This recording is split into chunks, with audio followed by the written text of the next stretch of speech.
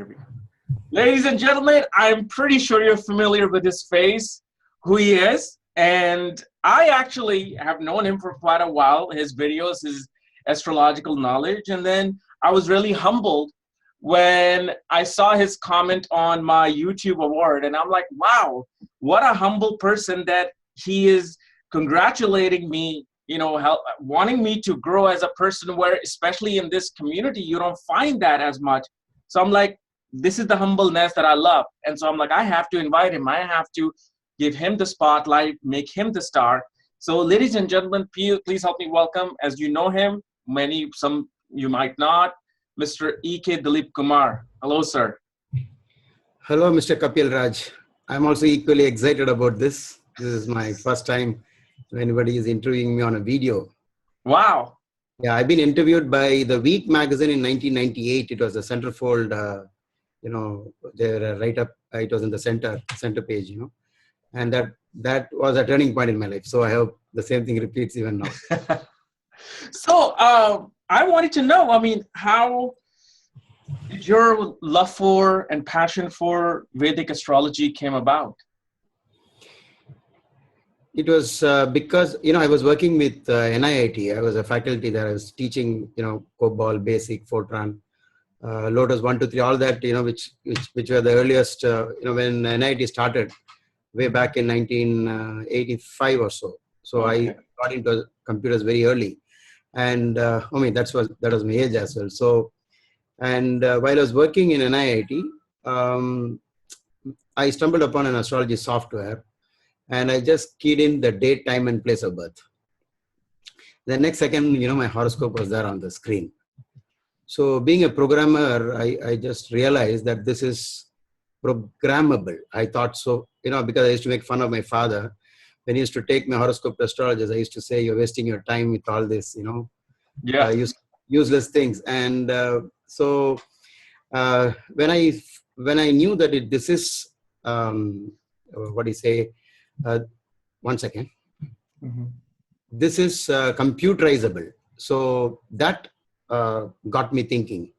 There must be at least some logic to it, because as a programmer, I know without logic you can't do anything with, you can't write a program. Mm-hmm. So it was the source code was available. I went through the source code and it was mind-boggling. It had numbers like, the formula was 3-line formula for each planetary position, but it involved 16-digit precision numbers, like something like a 3-digit number followed by dot, decimal point, and then 16 numbers on the other side. So I thought, oh my God, what is this? I couldn't believe, this was all done by the rishis in the, in the ancient times without a computer or a calculator. It was too hard for me to believe. And then that was actually the trigger.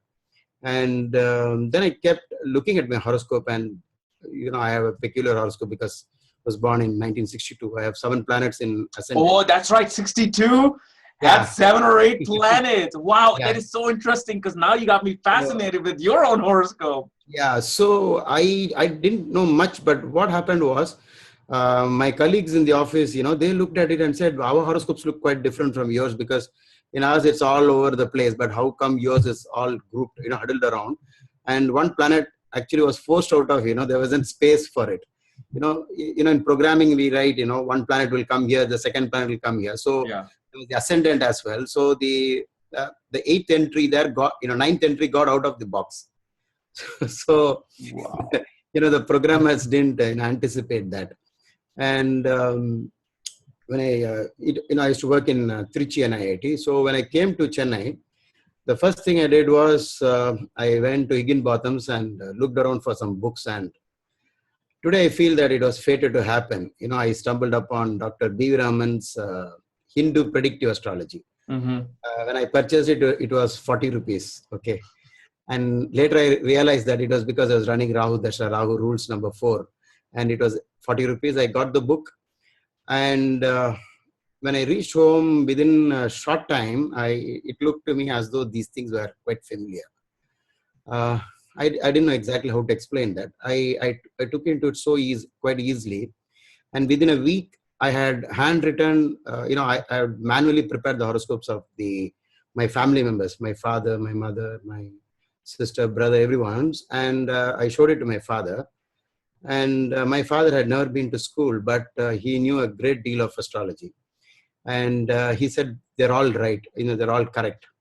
And he asked me, how did you learn this? I said, quite recently, I just picked up a book. I showed him the book because it doesn't know how to read English anyway. Yeah. But he said, but the thing was, my father used to quote a lot of, ancient textbooks. So I was wondering how did he ever pick that up? And then he didn't actually encourage me or he never taught me also. And I had to learn everything by myself. So I consider that Dr. B.V. Raman is actually my guru, even though I met him only quite later. And we had a very good friendship until he, passed away in, I think, 98 end, he passed away on a Chandrashtama day. I mean, when his Chandrashtama was running, he made the Chandrashtama rule so famous, and he also passed away. So before 3 years, I used to write I started by writing letters to editor. And then he said, why don't you do the monthly predictions for me? So that's how it all started. And then I used to meet regularly. His daughter, Gayatri Devi, was there. And I used to write a lot of articles on the astrological magazine.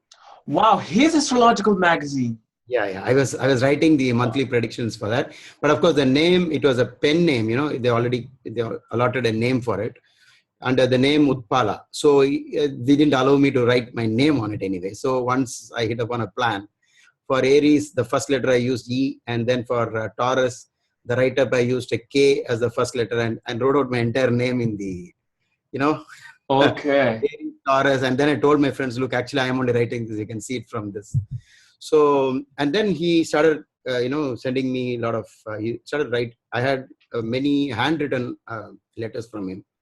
And he was all praise for me because I was really fascinated with the divisional charts, like especially Navamsha and then yes. Dasham. And then I followed with Saptamsa. And the next inspiration was the most famous Sri K.N. Rao, of course.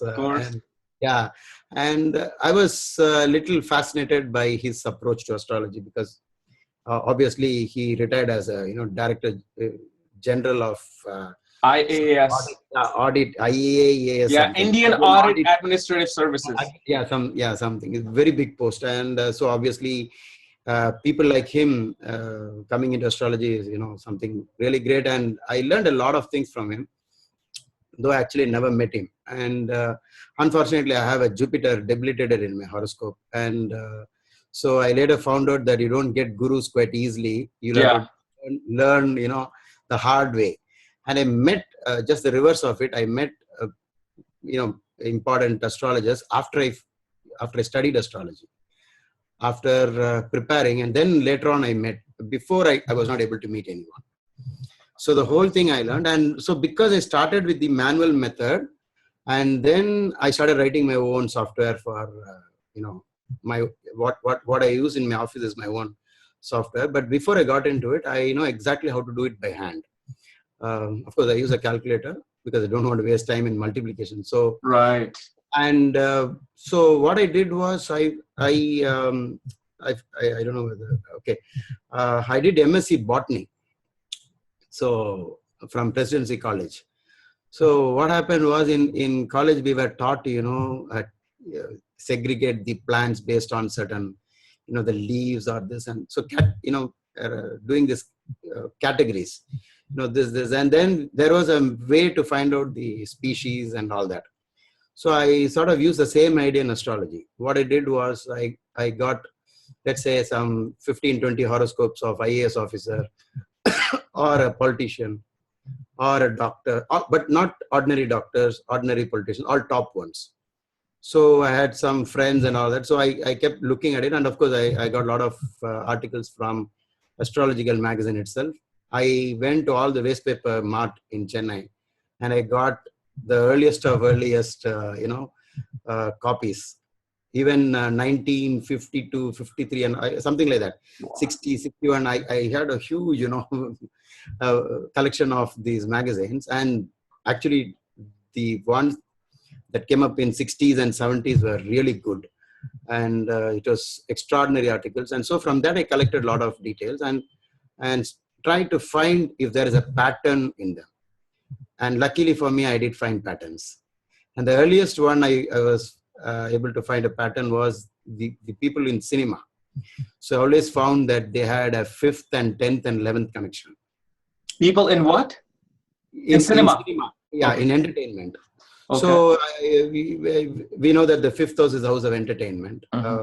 Usually addictions and spending time on something or the attachment, all that comes from the 5th house. So 5th is, and I noticed Rahu playing a big role because Rahu represents the hallucination and all that. So 5th lord in the 10th, 10th lord in the 5th, 5th lord in the 11th. For example, Rajinikanth has 10th and 11th lord in the 5th house, something like that. So when I noticed a pattern, I started, getting curious about, okay, it can't be only applicable for cinema, actors. It could be applicable in any other field of professions. So I started looking and, for example, let's say Dr. B.V. Raman has Jupiter in the 10th house. And so has Ken Rao also, something like that. So when we see patterns, I think now in the world of internet and with so much facilities we have today, if all of us join together and create a big database where you can easily query and search and find out how many people had Jupiter in the 10th or how many people had Jupiter in the 11th and so on, we should be able to do a lot of justice to astrology. Absolutely. Yeah. And when you learned from, just by magazines of B.V. Raman, and then you met K. and Rao. No, I didn't meet K. and Rao. I met only you didn't meet. You were learning from his own articles and magazines. Were there any differences that you found in both of these astrologers' approaches? Because you were saying that I was fascinated by K. and Rao. Yeah. What was that fascination? See, for example, his double transit results, I started using a great deal. That was fantastic. And it works most of the time, but sometimes it doesn't work also. But I think I know why it is not working sometimes. Because of Ashtavarga? No, not sometimes that way. Because I have my own opinion about these things. For example, if you're timing marriage, it might be actually the person has experienced marriage before, without the marriage. And so I started thinking that was his actual first marriage. And, when something has to happen, it didn't happen, but it might have happened earlier. Oh, okay. For example, when he was 18 years, the boy had physical relationship with for nearly 6 months. And when I checked that when he was running 18th year, both Jupiter and Saturn were connected to his 7th house factors. Yeah, so in a way, it does become a marriage. If you're especially an intimate sexual relationship with someone nowadays, it is considered a marriage. So now people can have 2, 3, 4 marriages. According to Vedic time. It all the time these rules work, but these things are hidden and not revealed for obvious reasons. So instead of doubting astrological rules and all these things, I think we should doubt the person who's answering these questions.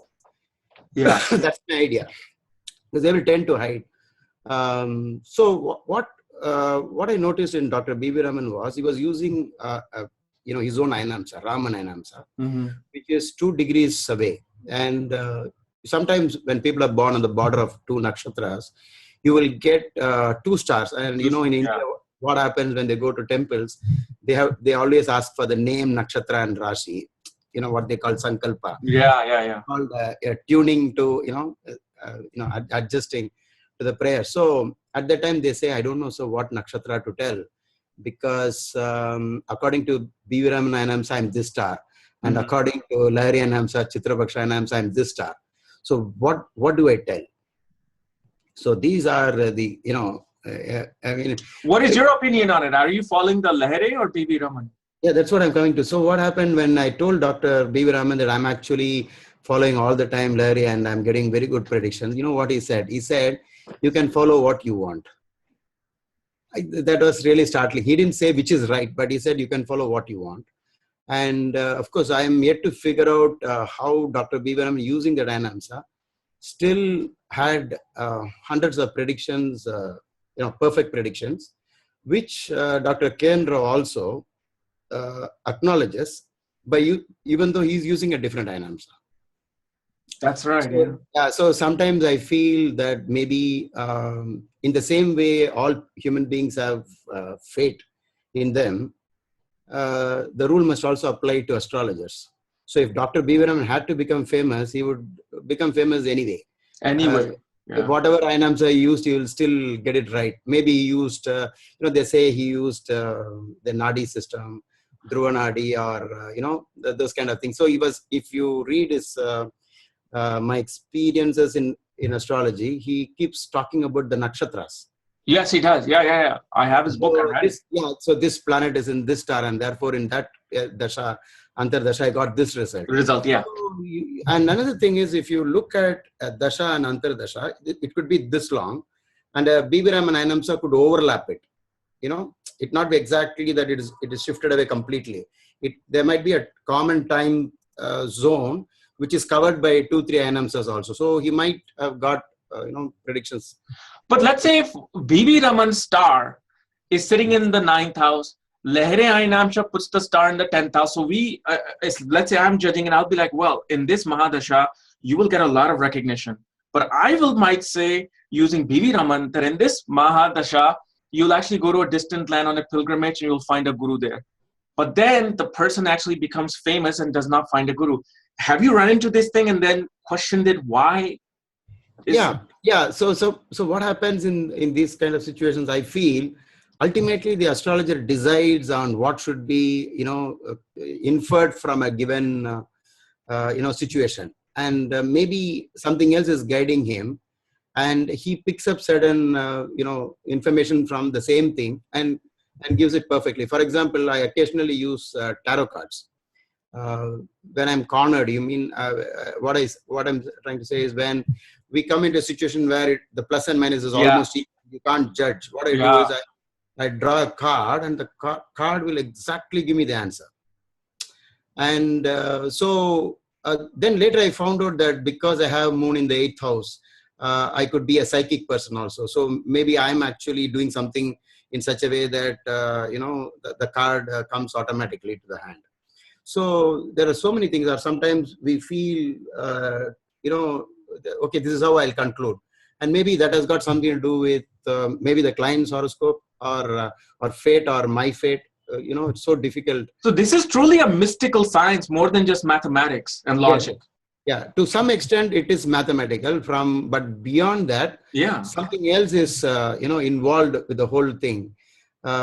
See, for example, when I was reading this book, what is it? The Search in Secret India by Paul Brunton. He meets a person somewhere in Egypt or something, and this man has the ability to say a lot of things about your past, and he knows nothing of astrology. And he goes there and sits down, and then he says, no, I'm not I'm not going to do anything for you. Get out, he says, because he doesn't want to be tested. So Paul Brunton somehow convinces him, and then the next day he goes there. He says, go and sit in that corner, and hands over a piece of paper and a graphite, the pencil. And he says, go to the corner and sit there and write a question. And he writes a question, where did I work 2 years before? And then he says, hold that paper and the pencil together in the right hand. And then Paul Brunton expects this man to give the answer. But after 5 minutes, he says, the answer is already there in the paper. And when he was questioned, Paul Brunton eventually finds out that he had trained 30 spirits to do this, and each spirit was able to do one particular function. So there could be so many other ways to look at either the past or the future. For example, if you have read this book, The Wreck of Titans, The Wreck of the Titan, it is actually Titanic. So Titanic actually sank in 1912, I think, April. But this book was written 1908.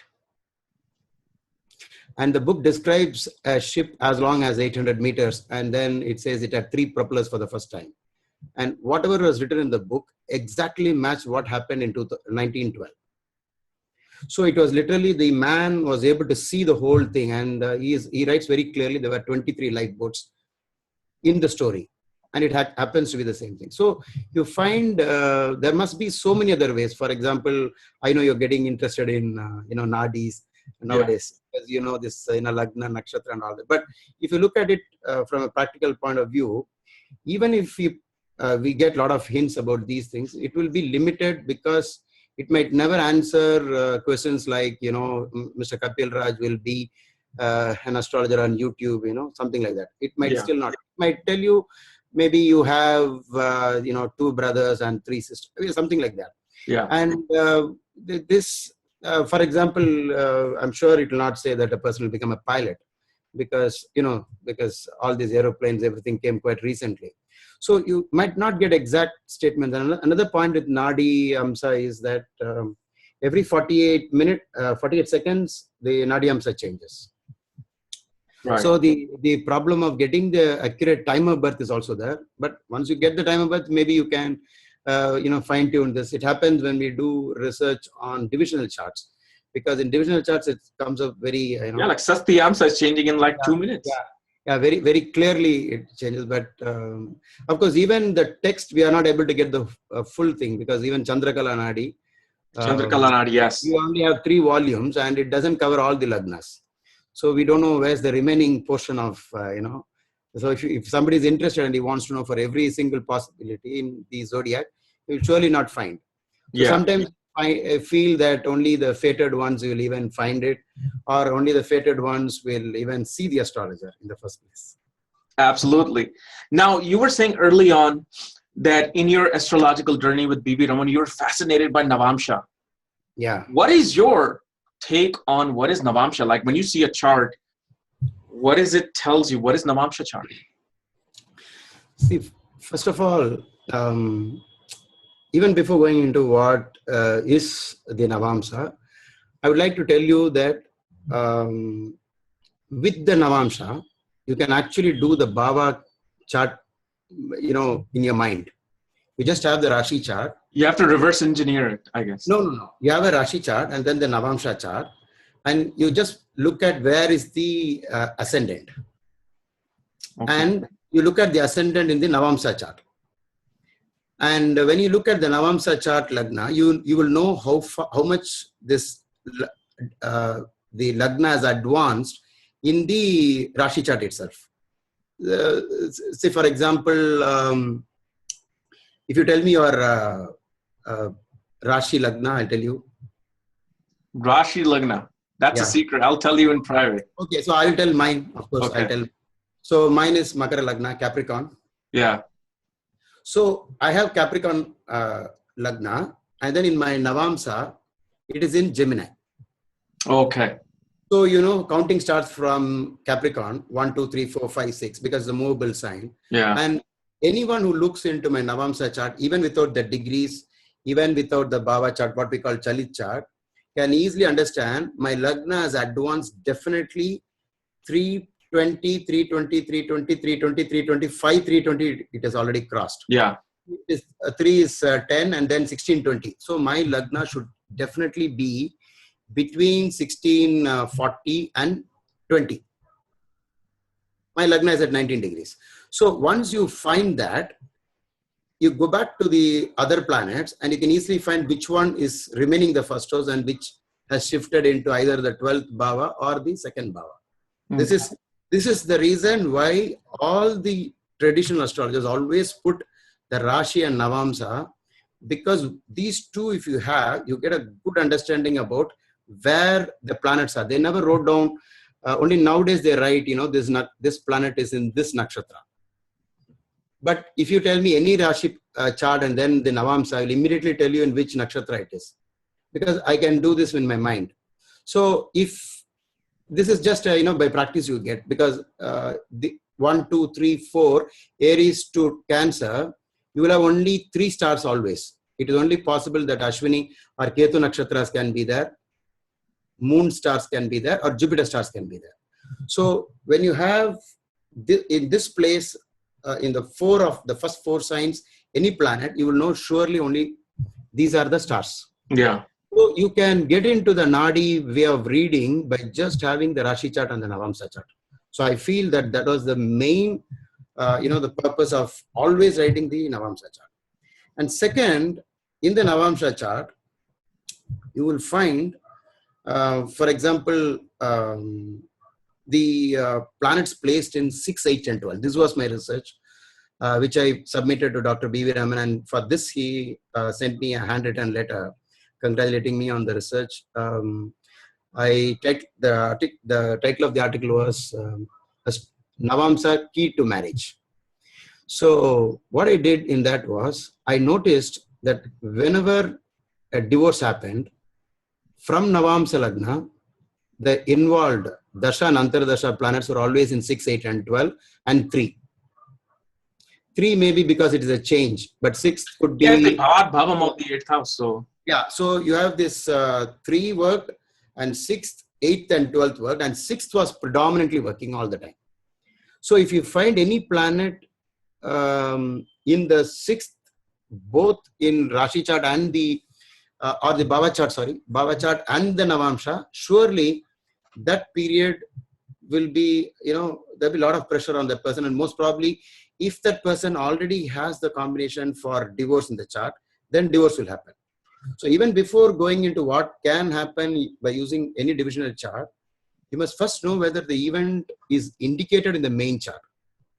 You will have to admit there is only one chart, because it is from one chart we derive the all the charts. right. So surely the main chart is the Rashi chart. So if you can do one more thing, you can take the Navamsha chart and just place it over the Rashi chart. That's like superimposing. Yeah, just talk about that too. Yeah, just superimpose it and just straight away start reading it. So for example, I take my Navamsa and just put it over my Rashi chart, and then I find my Jupiter, which is debilitated in Capricorn, is exalted in Cancer. Yes. So now you say from Lagna, it is in the 7th. So I got married in Jupiter Bhukti. Something like this. And I married a lady who has Jupiter exalted. Okay. These kind of, pairings happen. But the problem with these kind of pairings, where they will fail is, if the marriage is not going to sustain, it will not show this. And coming back to Dr. Kapiel Raaj's double transit results, I found for successful marriages, the double transit was always working.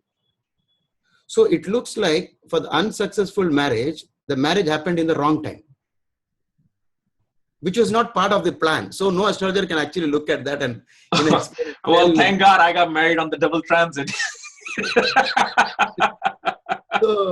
I was able to, think, what I thought was, if, people, when they have a failed marriage, I was to think, what happened to these transits?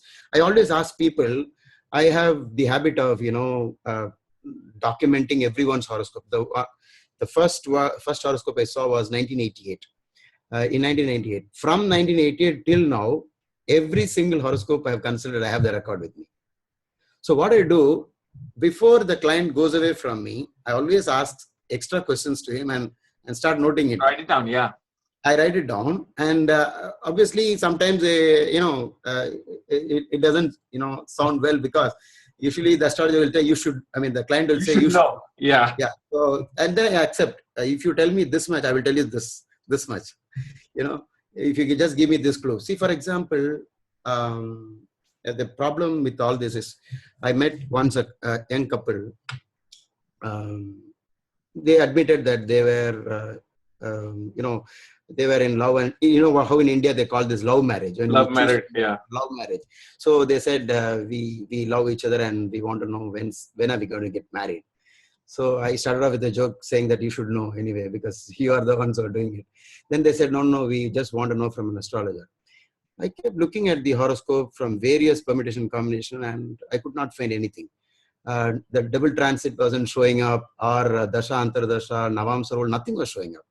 And then finally I said, it looks like, your marriage is not going to happen. And they felt, really upset. And then suddenly, it came to me, what about, my own theory about it could have happened before. And then I started looking backwards, and I found in the Navamsa, for both the people, 4 years back, they were running the time for marriage. And that's when they probably met. No, then I asked, can the lady, wait outside the room for just 2 minutes? So that when the lady went out, I asked point blank to the man, are you not living like man and wife for the last 4 years? He said, what do you mean, sir? I said, in the physical way. Then he said, yes, sir. Oh, okay. Now I understand, sir. Okay. Then I stopped, and then I said, ask the lady to come. And then I gave them a general, muhurta for marriage, and they got married in a, very big, 5-star hotel. Wow. So, yeah. So this is a big problem for all of us, because you really don't know. And if you're talking to a celebrity, you will not be able to say many things, because, they will not accept also. Even if you say something, obviously they will not accept. If you say, even if you find the combinations for imprisonment, and if you say something about that, they will definitely not, like listening to it. Okay, coming back to this Navamsa. The superimposing.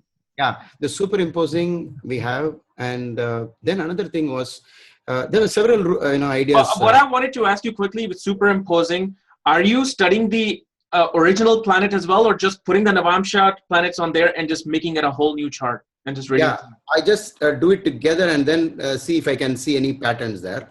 Okay.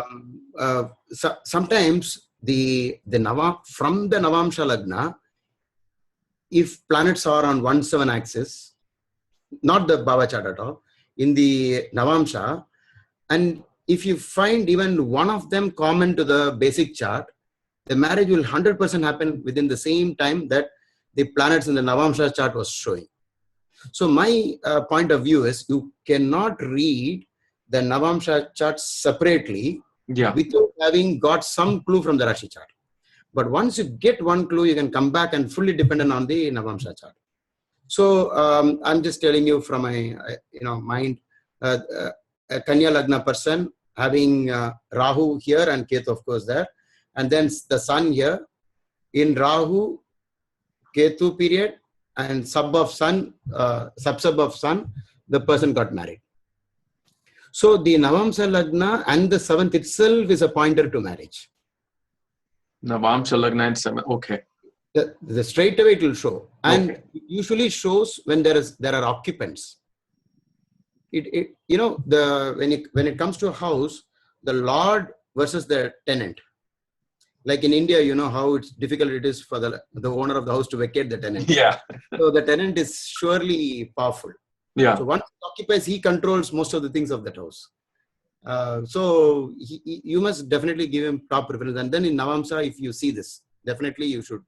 Not only this, you might find specific rules. For example, I read in Jaimini Sutra one line which says that if on the Navamsa Lagna axis, 1-7 axis, you find the eunuch planets Mercury and Saturn, along with Venus in one of them, the possibility of being impotent is very high. And I actually met a lot of people having this combination. And of course, childless, and the marriage didn't work out, and so many reasons. So you find there are several ways of using Navamsa, though the dictum is Navamamse Kalatranam. That means you specifically use it for spouse, knowing more about the wife or husband. But I think that there are so many other rules. See, for example, there is one rule which says that take the Lagna, the basic chart, and let's say I want to know about my father's passing away. So I am supposed to touch the 9th house. And though nowadays you find some, we keep talking about his 9th house, the house of father, or 10th Father, house. 10th house. Yeah, but I still feel it is most of the rules in Parashara text or even in Bhrigu seems to be 9th house. But I'll come to that later on if I find time in the session. I'll tell you why 10th may be the house of father. But 9th house, he says you touch that 9th house. This I took from a Nadi textbook, and this is there in Chandrakala Nadi. Touch the 9th house, and now you have the 9th house, which is father, and from there you count the eighth house, which is concerning lifespan and longevity issues and other things. So eighth house. So it comes back to my second house. Aries. It comes to my Aries because I'm a Makar Lagna person. Okay. So from 9th, the 8th will be Aries. And Aries, the lord of Aries is Mars. So I take Mars and come back to my Navamsa. So in my Navamsa, Mars is exalted and it is in Makara. So now you have to focus on Makara and say, when Saturn trines this house, this Makara, my father may pass away. That's the main point.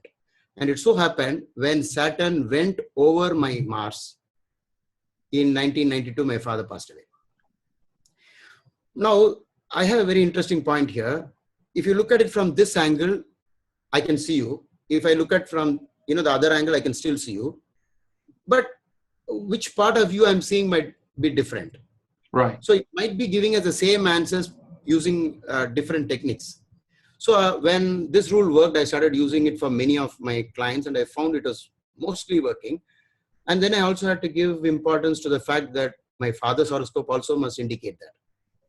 So when I studied my father's horoscope, it was very clearly showing, bad health, which my father also knew. And he was used to always tell me, I just got 2 more months to cross. Once I cross it, I'll surely live for long. But he didn't cross the 2 months.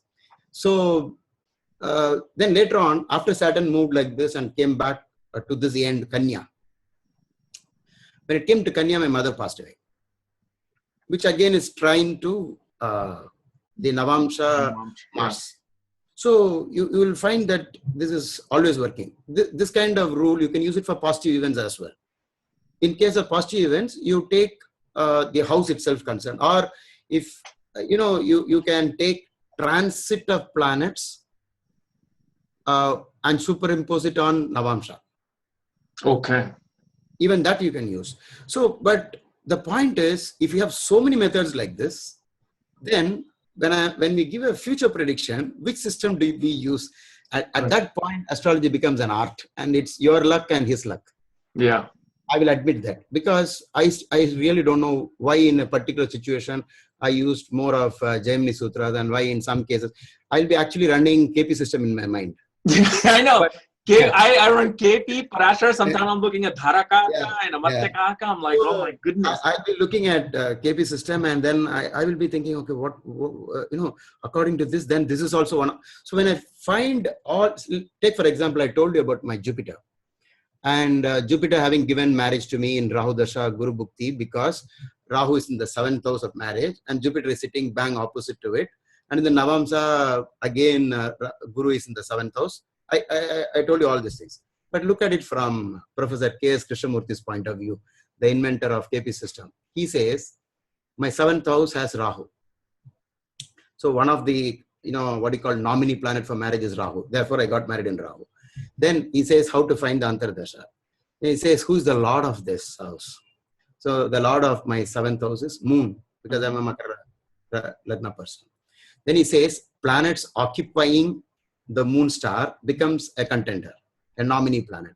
And Jupiter occupies my, Jupiter occupies Moon star, Shravan Nakshatra. So it occupies Shravan Nakshatra. So that's the reason, and then you can look at it this way, that way. Maybe if you use Dr. K.N. Rao's Charadasa, I found in one book he has given the exact method of using the Charadasha, and I found what is written exactly matched at least 7 events of my life from the point of view of Charadasha as well. So I feel that for the same answer, there could be many methods. And instead of we fighting with each other on, like in religion, you say your way is not correct. Yeah. My way is correct. I think it is wrong. I think it is better to go by statistical analysis and prove rather than getting, for example, if I have a very close relationship with a person who's a diehard fan of, Ramanayanamsa. He wanted to become, I'm trying to create some second line astrologers in my office because I'm not able to take the pressure. And I said, I mean, I can't reveal his name. I said, sir, I'm very sorry, I can't employ you because you'll be using Ramanayanam, sir. And when clients come to me, they'll say that this guy has changed my nakshatra. Yeah. So, and then he'll come back to me, I'll not know what to do with it. But I really like the way he analyzes the horoscope. So and there's so many methods I went I'm from Kerala. So when I went to my place, Talisheri, a long time back, in my early days of astrology, I went to visit an astrologer and to find out how exactly they do this. And then when I went there, he had no clients at all. He was sitting, reading a book. And when we went inside, he did something, took the shells, and then kept turning it around, and then got something in his hand, and then he created what as the Prashna Lagna. That's a new Lagna, which is based on the number of shells that you picked up from the bunch in multiples of 12. Suppose you've taken 13, 12 is removed and 1 is taken, and that 1 is placed over the rising sign at that time. Suppose he had 2 shells, he will place it in the second. So my question to him was only one, because I was confused. I didn't know whether I should continue computers, quit, and come back, get full-time into astrology. So that was my doubt. Because I went to Maharishi Mahesh Yogi's ashram. I worked as a astrologer there in Netherlands. And when I came back, I was wondering whether I should get fully into astrology or not.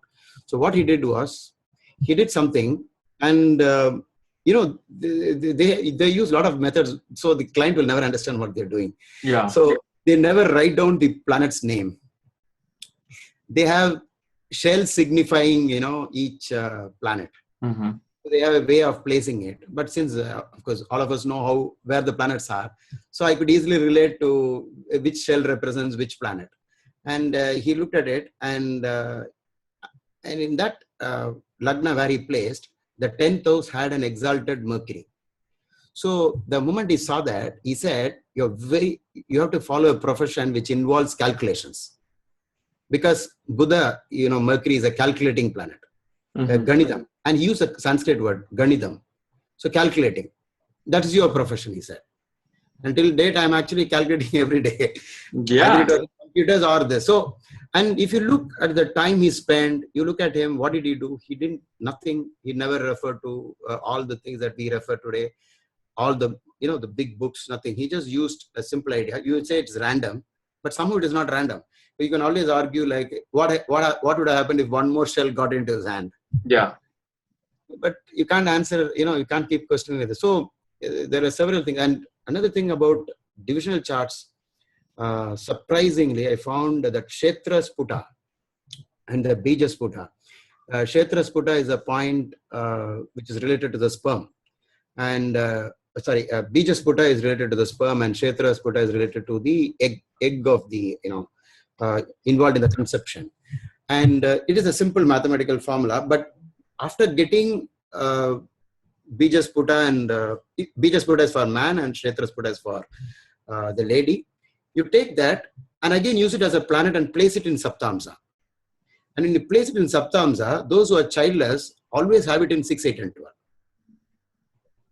So this was all mind-boggling, and fortunately, you know that I had programmed all this into my software.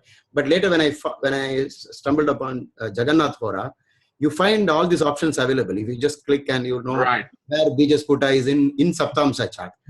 So I feel today with divisional charts and the kind of awareness that people like you are creating in the the anxieties about Nadiyamsas and all that. Yeah. I think in another 10-15 years, a lot of universities are going to come up all over the world. Yeah. Because look at it, at least no other science is able to answer certain kinds of questions we have. I used to always tell people when I go for a public, I get invited to speak. I'm a Rotarian, so actively, participating in Rotary clubs. So many clubs call me, even Lions Club, etc. The first question they ask me is astrology a science? I say, I don't understand your question. Sir, I asked a very simple question. Is astrology a science? I say, what is science and what is astrology? First, you tell me what is the difference. And then I always tell that there are two different things. You're trying to compare two different things. And science works very well with gadgets and non-living things. So this laptop, for example, it made it so easy for me to communicate with you, though you are on the other side of the world. This is something which we can't do, and this is only possible for the scientists. But the scientists can't understand why somebody who's a gold medalist in MBA from Harvard University fails miserably in business, or on the other hand, in my school days, I don't know if he's going to listen to this. There was a boy who used to keep on, nudging me from behind in the exam time. Mm-hmm. I found out in 7th standard, he didn't know multiplication tables. And so I said, there's no hope for you. But today he's running a company, it's like 1,000,000 like that. So you really can't understand these kind of things. And you find healthy people getting, cirrhosis of liver and so many other things. So I feel that a lot of universities should come forward and start, trying to you can actually reinvent this, according to me. Even if you say that we have lost a lot of information, by backworking, I think we should be able to reinvent the whole thing. Even if we have missed out, we can easily find patterns because we now have things like software which can do it. Like, let's say, how many people in the world have Ketu in their 12th? And then followed by one more parameter. So 3 or 4. Easily we can find out the patterns. I see. Now in Navamsha, they also say Navamsha also becomes a chart in the second half of your life. And it also represents the fruits of your tree. How do you define that part? Like, I know some astrologers that I knew, they said Navamsha will become active once you're 36. And from that point on, the Navamsha really is becoming very heavy in your life. I think it is based on the basic idea that Navamsha is for marriage. And it is after marriage, something changes because you have entered into a partnership with another person. Absolutely. So maybe from that angle, the Navamsha is working because you have a partner and it is coming, you just said it in one way and I'm telling it in another way, because normally, let's admit, we all get married around 30. Mm-hmm. Average. Yeah, especially now. After 30, you can say Navamsha gets activated. But if you look for the source for these lines, I think we may not find a sloka telling that after 30, this is what I learned, is that because Saturn activates at 36, and the Saturn is exalted in the sign of Libra, it gets a full Digbala in the 7th house. So it activates the 7th house qualities of marriage. And it matures a person at 36. You know how we fight at 25, 24 with our girlfriend, wife. We just don't know how marriage works. And at 36, when we mature, we know the point of sacrifice, commitment, duty that is needed in a marriage. This is the angle that I learned. So I'm like, okay, that absolutely makes sense. Yeah, definitely. Because after marriage, so long you've been playing a singles game. Suppose you're playing badminton singles, your plus and minus is only for you. But this time, another person is also contributing. And so even though you retain your original game, which is your karma you retain, there is now a sharing because each one is contributing to a point or losing a point also. So it gets a little complex after marriage as far as predictions are concerned. Exactly. And now you were saying like how you have a debilitated Jupiter, but then your wife has exalted Jupiter. Did you see any difference? Does that actually brings about better quality of your Jupiter? Is that influencing your Jupiter somehow in your chart or no? It is synchronizing because around the time Jupiter has started, she gave me an idea of doing a product like the astrology diary I make called Deepa Astrology Diary. It is her invention. Okay. And she came up with this idea as soon as my Jupiter Dasha started. And so you can relate it like this because it was influenced by my wife. I was a little laid back, I was not so much keen on, making, getting the business Yeah. running. So I used to always wonder about planets and karma and I sit all the time. So she said, no, you have a wonderful idea in terms of the astrological. I studied the books of Murta by one of the students of Dr. Kapiel Raaj. I forgot his name. Naval Singh? Yeah. Murta book. It is a very thin book. And that book followed by, Murta Chintamani and, all those kind of basic Murta books I got. And I started counseling because Dr. V.V. Raman said, we don't have much to do with the basic chart because we are already fixed with the basic chart that we are born. Whereas we have the Murta in our hand where we can choose at least the good time for events in life. So that was a good idea, sounded a good idea. And then I told all my clients, why don't you get married in the best of times, in looking at all the rules of Murta. So while I was telling this, my wife said, why don't you do a astrology diary, and we will see. And now it has become quite successful because we are supplying these diaries to around 185 companies of including top companies. So wow. This way the wife can play a role through the Navamsha. So she kind of like changed the dignity of your Jupiter. Like your Jupiter got a great help from her Jupiter. Correct. Definitely, yes. See, for example, before marriage, what I was, and after marriage, I got married at 26. Yeah. So it was a big change in my life after I got married. So when in early days, I went to many astrologers because I was confused whether I had the combinations of becoming an astrologer in the first place. So I went to at least 3-4 top astrologers in Chennai. The first thing they noticed was I had Jupiter debilitated. And they said, having Jupiter debilitated, you will not be a good consultant. So you can't be a guru to others. So you'll never become an astrologer. So that was how it went for many years. And I didn't become a professional astrologer, always worried about that fact.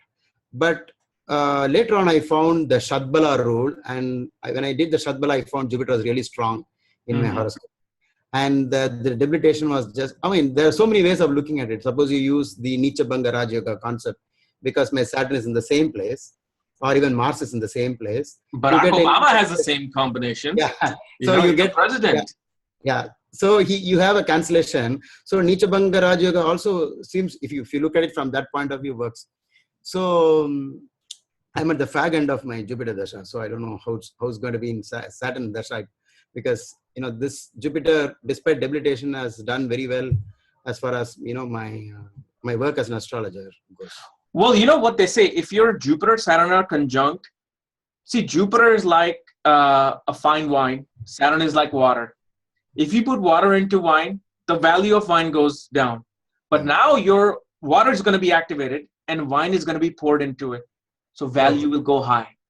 Thank you. So this is why Jupiter is always going to bless. It's a natural karkavastha is to bless, regardless if it's a functional malefic 8th lord, it'll bless first. So with Saturn will feel more hopeful and motivated, inspired to do something, to do the karma. Yeah. It's the karam karka. So I wouldn't worry about it. I mean, it'll actually bring you recognition the way it is. So, and you're already about to get a lot of recognition. So there you go. Jupiter is giving you a gift already. Thank you. And now also I wanted to know in the, whenever people talk about what is the appearance of my wife or my husband? What do they look like? What is their personality? Now there's several things. There's 7th house, 7th lord, Venus, Jupiter for women. There's Dhara Karka, then there's Navamsha. And all this information, what is a simple way saying that, okay, this is what your spouse's personality is, this is how they will look, or is it still a very complicated process? See, sometimes I feel that, again, I'll use this. For successful marriage, you have certain things are happening. And an unsuccessful marriage, you have another set of things happening. Because there will be surely two different things. Because if you justify certain things, like this is the type of person who's going to come into your life, then there's no question about horoscope matching in the first place. Because if you say that something is already prefixed, and then the role of an astrologer to help in the process of horoscope matching, I think it becomes redundant. Okay. See, what I would like to tell you is that in successful marriage, you always find the Navamsa was able to say many things. See, for example, you take the Lagna, and then the 7th house, your planets are there. That same planet might be, showing something about the spouse. The Lord of the house, the Lord of the 7th house in Navamsha, that planet also will show the nature of your spouse.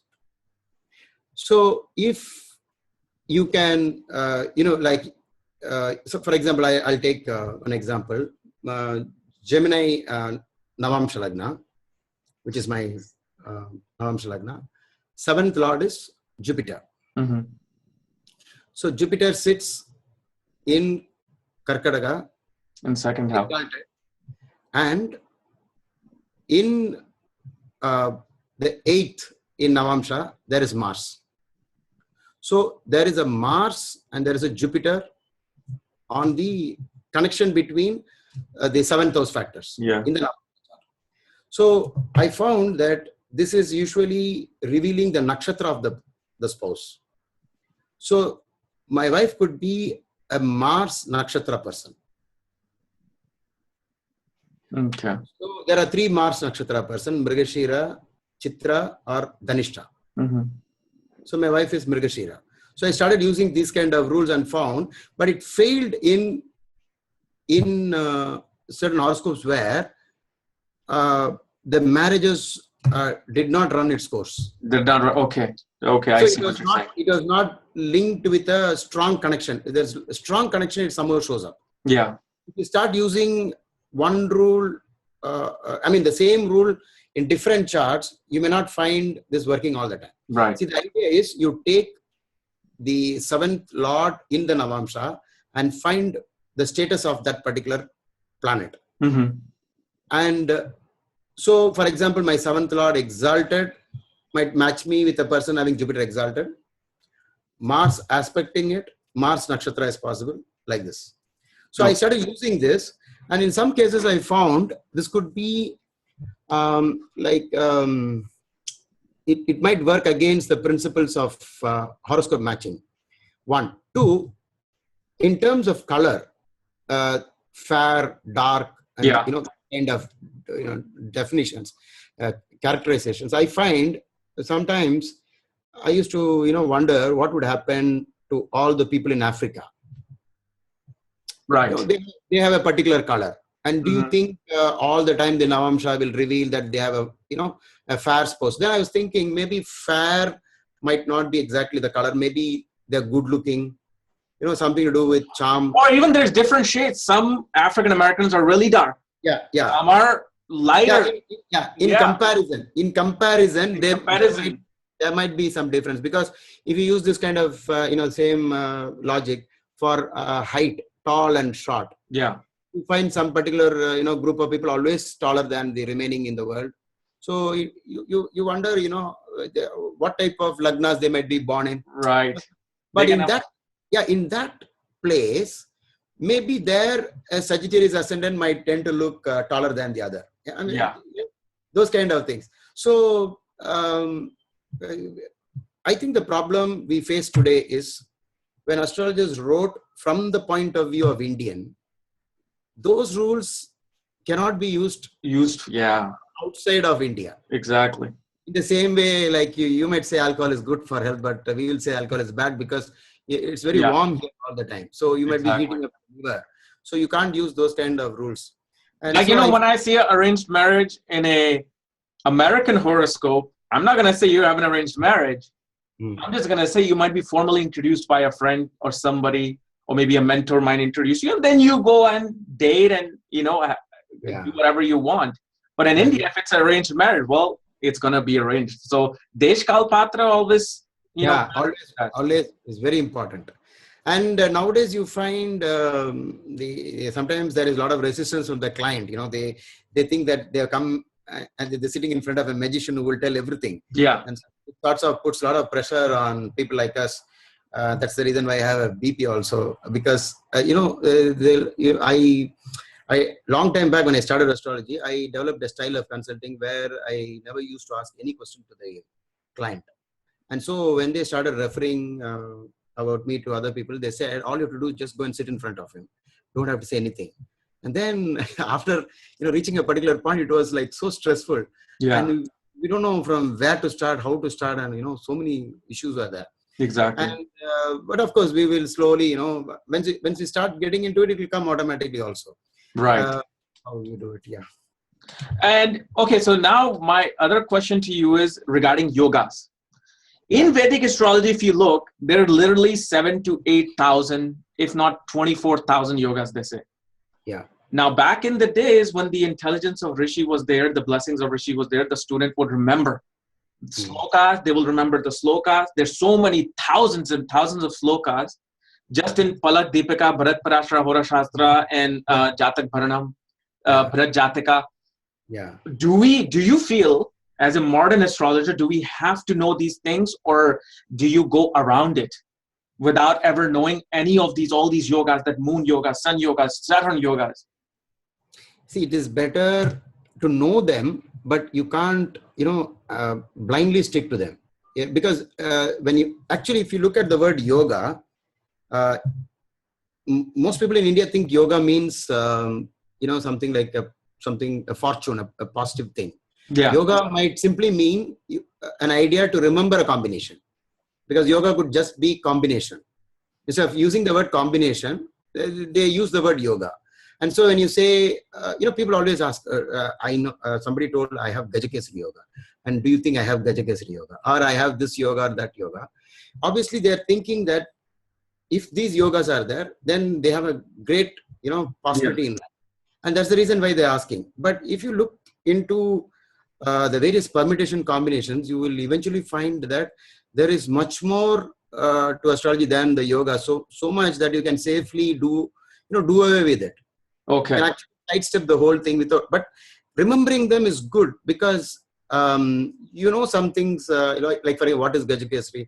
Gajakesari is involving at least two planets, which is we know Jupiter and the Moon, and the Lagna combination. So if you look at it that way, it is a reminder for us, but you can't conclude on it.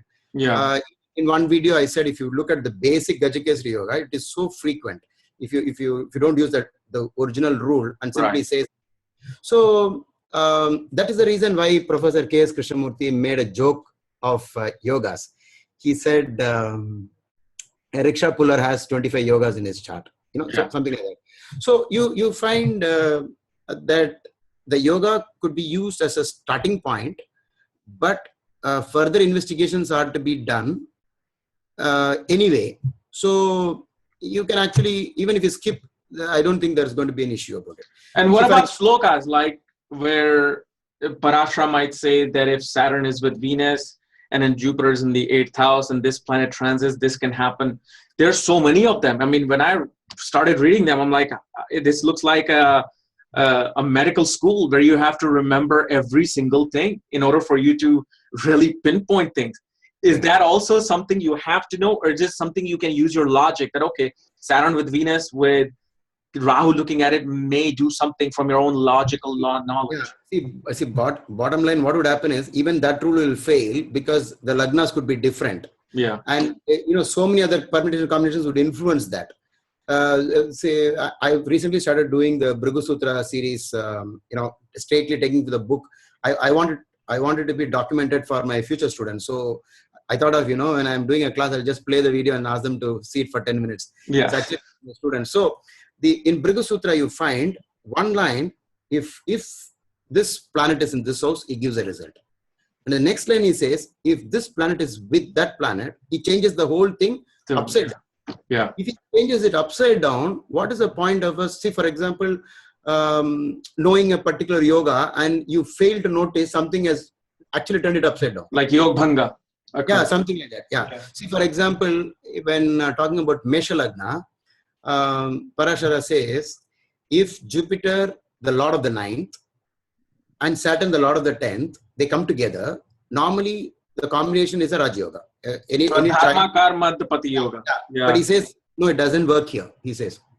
And when we inquire, we find the reason is Saturn is such a powerful malefic, functional malefic for this planet, this Lagna, Aries, Mesha Lagna. So he says, it's also the 11th lord as well. It's a Bhadakesh, yeah. Not only, it's a very powerful negative planet. Yeah. So he says that yoga will not work. And if you fail to know this rule, you might make a mistake when you're seeing them together. You'll say there is a, 9th lord, 10th house conjunction, so it is a Raja Yoga, and so on and so forth. So you must be, there are two ways of looking at it. It is better that an astrologer has good memory, and memory usually comes with passion. So if you have passion, you have memory. That's what I always tell people. And two, now it's so easy because you can computerize this. If you can right click it and see all the yoga. You can click all these conditions and then search how many of these occur and so on. You can easily do all this. But I feel, I'm a chess player also. So in my early days, when I started playing chess, I started learning. The first move was taught to me by an auto rickshaw driver, and within a year, I got into the newspapers. I used to, win tournaments. So during that time, I was fascinated with this, this board of 64 squares, because even there, Saturn's number comes 8 pawns. So 8 pieces and 8 pawns. I'm fascinated by number 8. That's why I'm quoting this.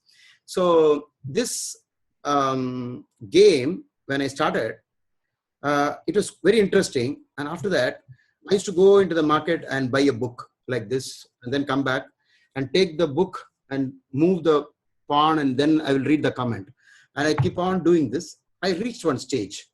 Then after that, this book was useless because I still kept losing some games. The reason was, you read 1,000 books, you will never find one book able to answer all the questions with one horoscope, because you will never find all the permutation combinations. The it is so huge. So ultimately, it will be that you'll have to play this again.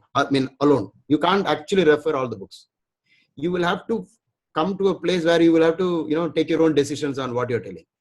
You might know this, you will use. Then what happened was, I finished this book and I thought this book is not good. So I put this book down and went to the market and got one more book. The first line, it says, if you buy this book, you'll be the world champion. So I bought that book and again started playing. I went to one level, but I kept losing the games because this game was not covered in this book anyway. Okay. So you go after. That is the reason why we are all, from Parashara, we are trying to go to Gemini. Then from here, the permutation combination. I think that this is part of the whole game of the universe, because we are not supposed to know everything. Everything, yeah, absolutely. So somehow something happens, you can't, can't understand. And that may be the reason why we lost text. Even if you say, if I had lived 10,000 years, 5,000 years back, even then the gurus would not have taught you, because we are told that the gurus never taught all the things to the, to the students. And I still feel that this was part of the big, the plan. Most of us would have been rejected. We would not be doing this astrology right now. See, that's the thing. So even if at that time with the gurus, you may not have received the information, even now, by not having the information, you may not get the information. And even if you tell a client, you look at the way, I write articles on WordPress.com. It gives me a statistics of what type of people are, looking at the articles, reading the articles. I found it's always men more than women, first point. So, and two, what is that thing? I forgot something. I'm sorry. No, it's okay. Yeah, I'll come back to that later. But it was about the age group. I'm sorry. Age group. So I found it's only 35 to 55 they're reading. So till 35, they think everything is in my hands. I need not look into astrology. Everything is in my way. After 55, they say, enough is enough. I'm not going to look at it. So our I don't know. You're not a professional astrologer like me. Having clients, I don't know whether you're practicing this way, but I have clients. So all my clients are only between 35 and 55. If the teenage, the daughter or son enters my room, they will usually walk off within 10 minutes or 15 minutes. Yeah. They will get annoyed with what is happening, with all this useless things. Then I'll tell my clients, I was also once upon a time like, I do that too. No, I do consultations. I tell them at 19 years of age, my mom took me to an astrologer in California. Yeah. He said by 30, he's going to be following in the footsteps of his uncle. And back then I'm like, okay, what uncle? And then we found out, okay, it'll be related to like astrology. My uncle's an astrologer in India. Okay. And I'm like, what is this nonsense astrology? I want to be a filmmaker and I want to do technical editing and film editing and all that. What is this? And I had no interest. I had no interest. At age 22, during my Ketu Bhukti, I think 23, I suddenly got interested in. I called my uncle. I was on phone with him 5 hours a day, asking him this question, that question. Slowly it kept carried on. I never looked at it wanting to do astrology professionally.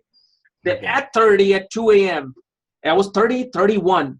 At 2 a.m., I just woke up. I'm like, I know all this information from my uncle. Why don't I just put it on YouTube and start telling people about it? There's no information because I was looking for it. It wasn't there. I had to call my uncle or read some book. And I'm like, let me just give it up. Next thing you know, then it hit me at the age of 32. I'm like, oh my goodness, I received this prediction at 19. And that's when I do horoscopes of people who are 16, 17, 19, even 25. I'm like, look, what I tell you, and if you think it's nonsense, it's okay, because I've been there too. Yeah. So I also say the same thing. Yeah. And I also understand that this is the working mechanism of fate, because if at that time the person knows certain things, he might completely change fate, which I think karma does not want. yeah. Karma still wants us to go, in the original track. And there is a lot of resistance to somebody trying to change or recommend, you don't do this, you don't do this. No, let me tell you, if I went straight to astrology back then, I would not have learned how to edit a film, how to set up lights, how to look at things creatively. Yeah. Having that knowledge for 8 years, even though it failed miserably, Yeah. it gave me the knowledge to make these videos with good quality. So now I'm thinking like, okay, good thing that I wasn't able to follow it back then, because I learned other things that now help me to do what I'm doing. So it was something that I just say, hey, look, I'm glad it happened that way. I'm connected to a lot of people from the cinema world in Tamil Nadu, Yeah. at least Chennai. And I showed your videos to some of the people who are in with the camera. And my question was always, what camera must be using for such clarity? And it was, it looks so pleasant at the same time, very catchy and all that. They said it must be this camera, that camera. Then finally, I got the answer in one of your comments. You have said, I use a N90 or something. No, it was Canon Mark III. No, before. Yeah. It was a Nikon. Yeah, Nikon, 60, some N90 something. 600 or something. Yeah, I forgot.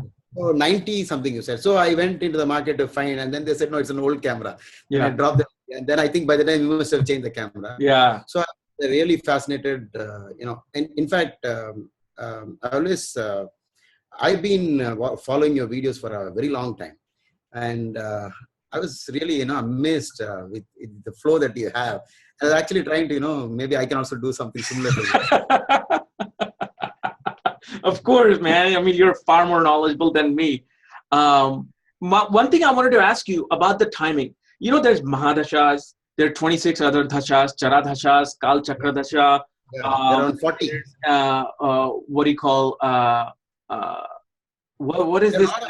The nakshatra-based dasha that changes after 30. Oh my goodness. What is the first letter? It's with K. It's with K. K means Kala Chakra. No. Let me see. It's I have it here. It's called Yogini. Sorry, not Kala Yogini. Chakra. Okay, Yogini. Yeah. Dasha. But then there's also a method of Nadi Amsa. Yeah. Which is called Padam Chakra. Okay. Each house becomes active at a certain age. Yeah. Like you said, you got married at 26. At 26, second house becomes active. Yeah. So, and also the marriage could have taken place for you in the month of February or July. It happened in February.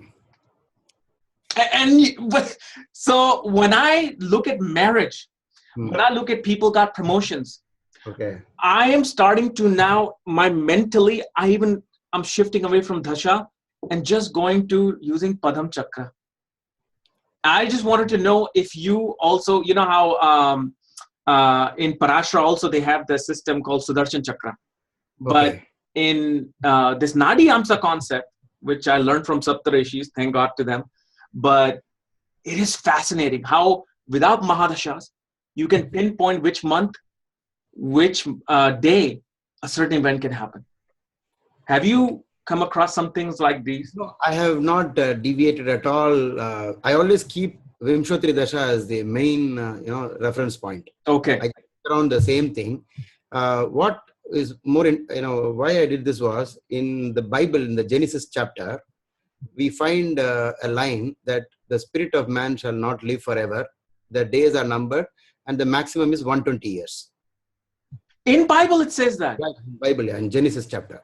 Okay. So this 120, I thought it works well. And then there is another line that in Kali Yuga, this Vimshottari is the, at least it will stand, So I didn't want to go to too many systems and get... it just confuses you. It confuses also. I think we can solve all this by, recommending that every individual, the what we call the layman, also picks up a lot of knowledge in astrology, and then he has all the time for himself, and he has to spend at least 1 hour on a Sunday, and then figure out a lot of things, and they can contribute more to all of us than only the astrologers doing the research. Yeah, you understand. So if a client comes and tells you that in my case the Charadasha works very well, and I've always found it is working very well, then a lot of conditions apply are there in all these dashas. But for Vimshottari alone, there is no condition. It is like you can use it all the time. All the time. But for other, you have a situation where you have to know of the lagna or on the moon, which is like a Manduk Dasha has to have Manduk Dasha. Only then you use Manduk. Yeah. Then another point is, if the lagna is stronger or the moon is stronger, then the inability of even answering that question, which one of this is actually strong or weak. Yeah. We run into those kind of things. So it will be like a hit or miss. Okay, it didn't work in this, let me try in that. Yeah. What happens in KP system? Original Krishnamurti said the star and sublot. He stopped at that. Yeah. So when later on, when people were not able to, figure out what he actually did, and they were not able to justify what he said, they added a sublot. Yeah. He divided the sublot into 9 further divisions. Yeah. And then some people went one step ahead, and then they made it another division. Yeah. So what happens is, if you study the past, then you use this logic to explain an event. But when you want to predict something in the future, you run into so many complications that all the 9 planets will be involved with every event. Right. Whichever way. Yes. So at that point, you feel that this is not good. So you come back. So what I'm actually recommending is, we can take the knowledge that is there in KP system. For example, he's saying it is not just the sign and the the planet in this sign, but why don't you look at this planet is also in this nakshatra, which is already discussed long time back. That is not an only the sublot looks like it is an invention. But I feel each one, they have their own some intuition or something. I was told that Professor K.S. Krishnamurti used a particular form of Ganesh mantra, a Ganesh puja, which is actually forbidden, not allowed. To open up his Jyotish Nadi. No. Professor K.S. Krishnamurti, who invented this KP system, he used the worship of Lord Ganesha. That form you should not worship. It is worshipped so you will know the future of people. Okay. And using those kind of techniques is unhealthy. Yeah. Some of them. Yeah. So they said that he got those, those kind of power. So what I'm trying to say is, even if you say somebody did this very well and he used a different kind, we cannot standardize it, because we have to look at the whole world, in one, view. And then, how they say, like, if you opened up, there's a Jyotish Nadi in your veins. You open up the Jyotish Nadi, you will never need any book. Yeah. No technique, nothing. You look at a chart, the planets will speak to you. Yeah. So that happened. So I understand what you're saying there. Absolutely. Yeah. So there are so many ways. I met a person who didn't even ask anything to the client. There was a huge number of 10, 15, 20 clients like that. And to each one of them, it was a lady, but she did some, a hen was, killed. and the blood was used in that puja and all that. And then after that, she went into a trance, and she told 2 or 3 lines to each person, and it was specific to that person. And there is no way that even she could have known even one of them, because they're all living miles apart. It's absolutely impossible. So by meeting such people, I found out there are several ways of looking into the future, but astrology looks like the more scientific way and the least harmful way of doing it. Least harmful, but these things harm you. Yeah, these things harm. Yeah, absolutely. They will definitely come back to you, like in the Macbeth story. Yeah. Eventually, did Krishnamurti, did he suffer anything because of that mantra that he? I exactly don't know whether he suffered, but I'm not very sure about that. But this is confirmed that he had used forbidden mantra. Okay. Also wanted to know if at the age of 24 and 33 you traveled to foreign places. Who? You. Yeah, 33 I traveled. And then 24 you had some success in career and recognition. Yeah, 24 yes. Okay. Because you're using some other system. I'm using it's called Bhrigu Saral Paddhati. Yeah, I know you put that 1, 2, 3, 4 and go around. Not even that. It's like 12th from Jupiter becomes active at the age of 24. Yeah, 24 I stood first. And then 33 is the 9th house of foreign travel. Yeah. Hired guru, meeting a guru. Yeah, yes. You met some guru, some. Yeah. That is all a trigger point. Yeah. So you're very good, I think, in this. So you should also do a lot more videos on this. I know. I have to. I've become very passionate about this. But I do not want to take too much of your time. But this, because my recording might stop suddenly now after a certain point. But this was amazing interview.